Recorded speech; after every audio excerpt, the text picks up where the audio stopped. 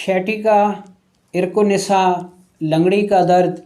दोस्तों, ये एक ऐसा दर्द है जो कि इंसान को लंगड़ा कर चलने पर मजबूर कर देता है और इंसान को अपाहज बना देता है। और फ़ी ज़माना ये दर्द बहुत ज़्यादा देखने में आ रहा है, और जितना ज़्यादा ये मर्ज़ देखने में आ रहा है उतना ही इसका इलाज मुश्किल भी है। यहाँ तक कि बाज़ लोग ऑपरेशन भी करा लेते हैं, मोहरों का ऑपरेशन भी करा लेते हैं। L4 और L5 के ऊपर भी बहुत ज़्यादा ज़ोर दिया जाता है, डिबेट की जाती है, लेकिन ठीक नहीं होता। तो ये मर्ज़ ठीक नहीं होता। अस्सलामु अलैकुम वरहमतुल्लाहि वबरकातुहू। मैं हूं आपका मेज़बान हकीम लियाकत अली खिची, और आप देख रहे हैं हमारा YouTube channel Urdu health point. और आज का हमारा टॉपिक शैटिका, लंगड़ी का दर्द और इरकुनिसा। तो दोस्तों, सबसे पहले हम इसके असबाब पर नज़र दौड़ा लेते हैं कि दाईं टांग में कूल्हे से लेकर पाँव की उंगलियों तक ये दर्द जन्म लेता है। इसके असबाब में खुश्क सर्द से खुश्क गर्म माहौल में रहना, खुश्क अग़ज़िया अद्विया का बकसरत इस्तेमाल, जिनसी अद्वियात का इस्तेमाल, प्रोटीन वाली ग़िज़ाओं का ज़्यादा इस्तेमाल, दाफ़े दर्द अद्वियात और एंटीबायोटिक का ज़्यादा इस्तेमाल। इसके अलावा शराब नोशी और गोश्त खोरी, मुरगन ग़िज़ाएँ, इनका ज़्यादा इस्तेमाल जो है वो इस दर्द को जन्म देता है। ये दर्द जितना पुराना होता जाता है उतना ही नीचे उतरता जाता है, यहाँ तक कि आखिर में ये दाएं पाँव में जो है वो मुस्तकिल कायम हो जाता है। और शिद्दत मर्ज़ में जो दाईं टांग है वो छोटी हो जाती है बाईं टांग की निस्बत, जिसकी वजह से इंसान लंगड़ा कर चलने पर मजबूर हो जाता है, और बहुत सारे लोग जो है वो चारपाई के होकर रह जाते हैं, वो चल फिर नहीं सकते। ठीक है जी। अच्छा, इसकी अलामात देखें तो दाईं टांग में शदीद चुभनदार दर्द होता है, चलना फिरना दोभर हो जाता है। ठीक है जी। शदीद गैस होती है, कब्ज़ होती है, दाईं टांग सुकड़ कर छोटी हो जाती है। ये इसकी अलामात हो गई। तो अब हम चलते हैं इसके असूल इलाज की तरफ। लेकिन इसके असूल इलाज की तरफ बढ़ने से पहले चंद ऐसी अलामात भी आपको बता देते हैं जिनकी तरफ तवज्जो नहीं की जाती, जबकि वो इस मर्ज़ का अहम सबब हैं। इन अलामात में, इन असबाब में मुसलसल बैठ कर काम करना, यानी आपकी जॉब ऐसी है कि आप मुसलसल बैठ के काम करते हैं।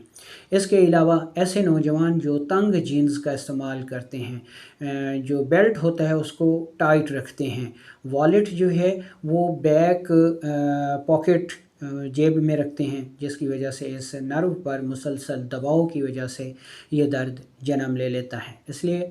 और इसके अलावा ख़वातीन जो कि ऊंची एड़ी वाले जूते इस्तेमाल करती हैं, और एक और बड़ा सबब कि मखलूत निज़ाम तालीम या ऐसी जगह जहाँ पे मर्द और औरतें इकट्ठे काम करती हैं, उसकी वजह से भी ये दर्द जो है जिनसी अज़ा की सोजिश की वजह से लाहक हो जाता है। ठीक है जी। ये इसके असबाब हो गए, अलामात हो गई। तो अब हम चलते हैं इसके असूल इलाज की तरफ। कानून मुफरद अज़ा में इसका सबब जो है वो उज़लाती गुदी तहरीक को करार दिया जाता है, और उज़लाती गुदी एरिया जो है वो दाईं टांग यानी नाफ से लेकर दाएं पाँव तक होता है। ठीक है जी। अच्छा, तो चूँकि इसका सबब उज़लाती गुदी तहरीक है, तो ऐसी सूरत में इलाज जो है वो हम दो सूरतों में करते हैं कि अगर ये मर्ज़ इब्तदाई स्टेज पे है और टांग सुकड़ी नहीं है, इंसान लंगड़ा कर नहीं चल रहा, तो उस वक्त आपने दर्ज झैल असूल इलाज अपनाना है। ये मुआलजीन के लिए है कि इसमें आप 4 मुलय्यन दे सकते हैं, या 4 मुलय्यन की जगह दवाए सब्ज़ भी दे सकते हैं, या दवाए सब्ज़ नहीं है तो आप हब्बे सलातीन दे सकते हैं, इसको हब्बे फालिज भी कहा जाता है। ٹھیک ہے جی، تو یہ ادویات جو ہے وہ آپ مریضوں کو دے سکتے ہیں۔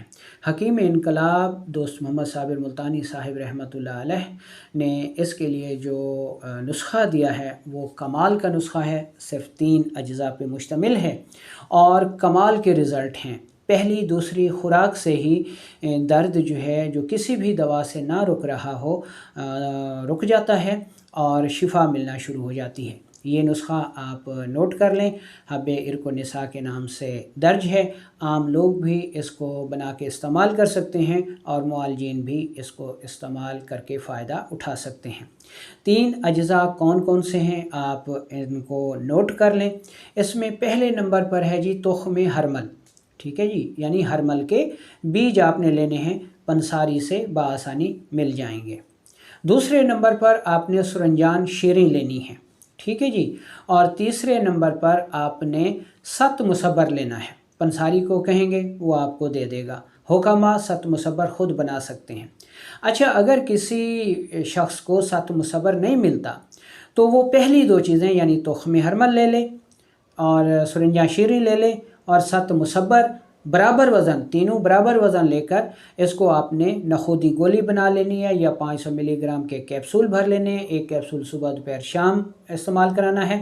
اگر اس سے پخانے لگیں تو پریشان نہیں ہونا، بلکہ صرف دوپہر والی خوراک کم کر دینی ہے، یعنی صبح شام یہ دوا استعمال کرنی ہے۔ بعض لوگوں کو 7 مصبر نہیں ملتا تو آپ نے گھی کوار یعنی کوار گندل کا گودا ڈال لینا ہے، یعنی جتنا ہرمل کے بیج ہوں اور جتنے سرنجان شیریں ہو، یعنی اگر آپ کے پاس تخم ہرمل 10 گرام ہے تو سرنجان شیریں بھی 10 گرام ہونا چاہیے اور گھی کوار کا گودا بھی 10 گرام ہونا چاہیے۔ تو ان کو اچھی طرح مکس کر کے آپ اسے بھی استعمال کر سکتے ہیں، اس کی افادیت پہ کوئی بھی فرق نہیں پڑتا، ٹھیک ہے جی۔ تو یہ اصول علاج اپنائیں۔ اچھا، اس کے ساتھ آپ نے ایک اور کام کرنا ہے کہ مریض کو دیسی گھی لازمی دینا ہے، ٹھیک ہے جی۔ اچھا، یہ تو ہو گیا کہ اگر عضلاتی غدی تحریک جو ہے وہ اتنی شدید نہیں ہے اور ٹانگ سکڑ کر چھوٹی نہیں ہوئی۔ اگر ٹانگ سکڑ کر چھوٹی ہو گئی ہے تو پھر آپ نے اس کا علاج جو ہے ان ادویات سے نہیں ہوگا۔ پھر آپ نے کن ادویات سے علاج کرنا ہے؟ پھر آپ نے علاج کرنا ہے 6 نمبر کی ادویات سے، اور جب اس میں مریض کو ریلیف مل جائے تو پھر آپ نے 4 نمبر میں علاج کو مکمل کر لینا ہے۔ تو 6 نمبر میں آپ کے پاس 6 ملین ہے، ٹھیک ہے جی، اور اس کے بعد گلقند دے سکتے ہیں قبض کو دور کرنے کے لیے، اگر 6 ملین کے استعمال سے بھی قبض دور نہیں ہو رہی تو آپ نے مریض کو 6 ملین دینا ہے، ٹھیک ہے، اور اس کے ساتھ یہ نسخہ بھی آپ دے سکتے ہیں۔ اس میں گوکھرو ہے اور گوکھرو کے بعد گوکھرو کے ساتھ آپ نے ملانا ہے تخم ہرمل، یعنی تخم ہرمل اور بکھڑا دونوں برابر وزن لے کر پاؤڈر کر لیں اور 1 گرام آپ نے صبح دوپہر شام استعمال کرنا ہے، ساتھ 6 ملین دیں اور 6 نمبر روغن سے دائیں ٹانگ کی مالش بھی کریں۔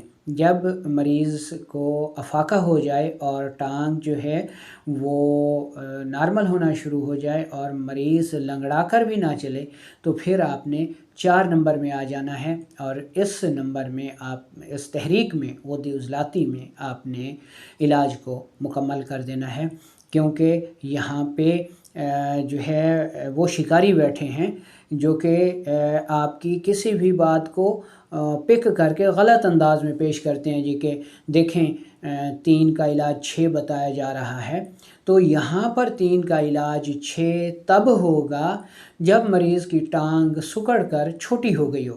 اگر مریض کی ٹانگ نہیں سکڑی، وہ لنگڑا کے نہیں چلتا لیکن اس کو عرق النساء ہے، تو پھر آپ نے اس کا علاج غدی عضلاتی میں کرنا ہے۔ انشاءاللہ اللہ تعالیٰ کرم فرمائے گا۔ جس مزاج کی آپ نے دوا دینی ہے، جس تحریک کی آپ نے دوا دینی ہے، اسی تحریک کی آپ نے غذا بھی دینی ہے۔ یہ خاص طور پہ یہ یاد رکھیں، دعاؤں میں یہ نسخہ جات بنائیں، استعمال کریں تاکہ آپ مریضوں کے لیے جو ہے وہ شفا کا